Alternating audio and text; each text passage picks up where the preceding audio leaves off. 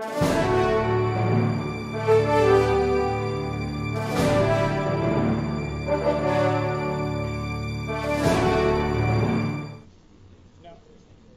you mentioned about Miriam Rocco. Ano po ang kinalaman niyang Miriam Rocco na yan sa property binabayaran ninyo ang real estate tax? Yung lote ko ho, 1,700 na nabili ko kay Mrs. Rocco. Ngayon, yung kapatid niya, Miriam, binili ko rin yung 1,700 property. Kanya, I'm staying on a 3,400 square meter property. Kanya ho, nawalan ako ng pera.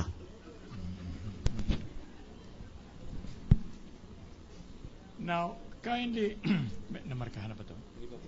Now, kindly go over this statement of account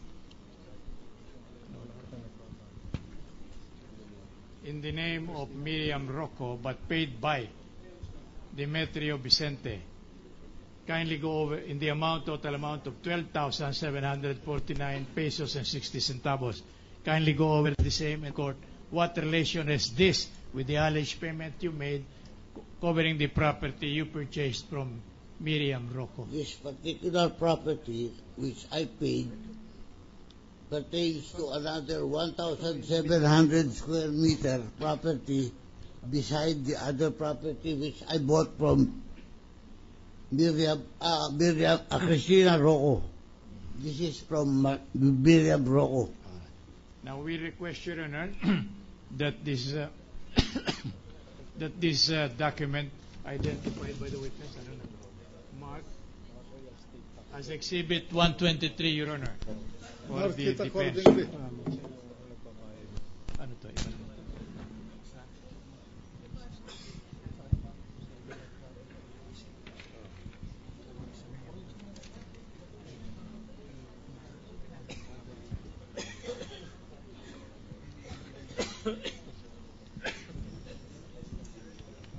Now, kindly go over this statement of account,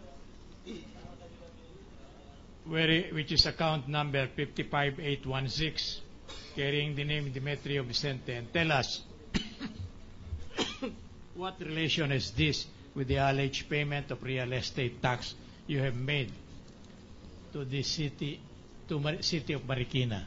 Ito po yung 1,700 square meter. Ilakas po ninyo, hindi natin Ito po yung 1,700 square meter na binili ko kay Mrs. Christina Rocco. Sino po yung Maria Cristina Rocco na yon? Ano relasyon niya kay Christina? Patiduyan ni Miriam Rocco. Ano po ito ni Chief Justice Corona? Yan po ang sister-in-law. Okay.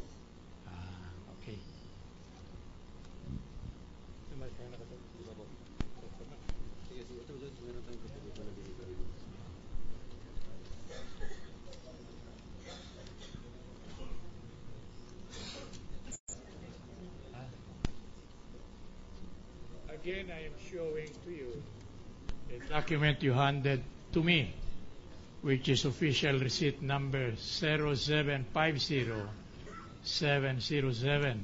dated January 13, 2012, which states, received from Vicente Demetrio. Kindly go over the same and tell us who is the Vicente Demetrio referred to. Sino po yan? Ako po si Demetrio Vicente. This pertains to the... Hindi po ka nadinig. This pertains to the property, the improvement where I am staying now. Likewise, in the lot you bought from Yes. Mrs. Yes, Corona? sir. Yes, sir. All right. Thank you. We request, Your Honor, that this document identified by the witness be marked as Exhibit 125 for the defense, Your Honor. Mark it accordingly. Ito rin yun ata. Is that for the 7 lots? Okay. Sir, this is for the 8 parcels of land. Hindi, 7 parcels yung binili mo kay... Yung binili ko kay Mrs. Corona, 7. Kaya nga. Yung isa, binili ko rin sa kay Miriam na 1 lot. Oh, pero 2 resibo. Dalawa ho. O yung isang resibo para doon sa 7 lote. Opo. Yung isang resibo para doon kay Miriam. Opo. Itong 7 lote, pinagbayad ka ng amilyaramiento Opo. noong 2012. Opo. For the whole year. For the full year. Yes, sir. What year? 2012. Yung 2011. Bayad na ho. Sino nagbayad? Ako po. 2010. Sino nagbayad? Ako rin po. 2009. Ako rin po. 2008. Ako rin po. 2007. Ako rin. 2006. Ako rin po. 2005. Ako rin po.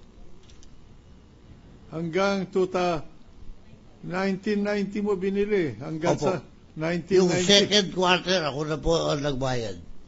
Second quarter ng anong taon? 1990. At third and fourth quarter, 1990.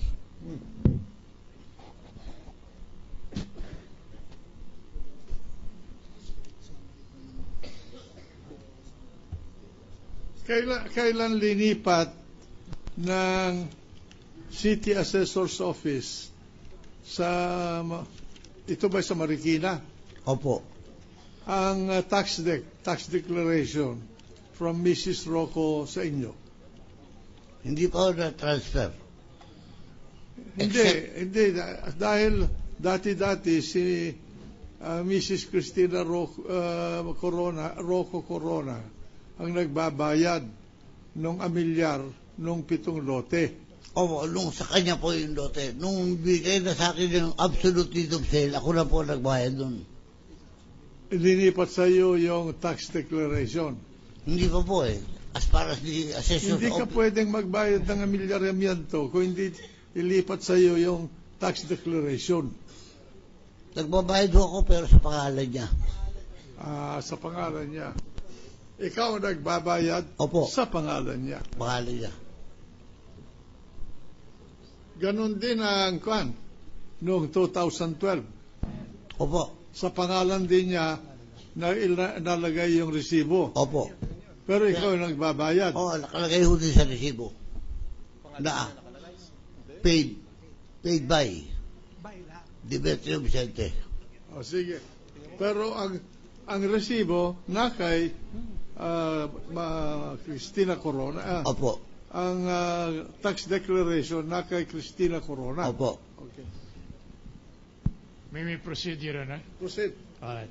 Now, allow me to show you another official real property tax dated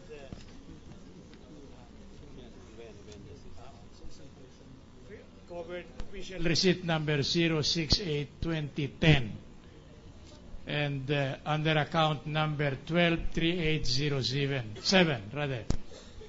Kindly go over the same and tell us who is the Vicente Demetrios. Ako po yan. Ako po yan. What does that represent? Ano po yan sa resibo na yan? Anong loan lot? Ito po yung lote. Teka po. Yan po yung lote binili ko kay Mrs. Corona. Because at that time, 41,000 naman binayad ko dyan. Because wala pa yung 50% deduction because of the Ondoy tragedy. We will request, Your Honor, that this document identified by the witness be marked as Exhibit 126 for the defense, Your Honor. Mark it accordingly. We request, Your Honor, that this document identified by the witness, which is OR number 062010, be marked as Exhibit 126 for the defense, Your Honor. Mark it accordingly.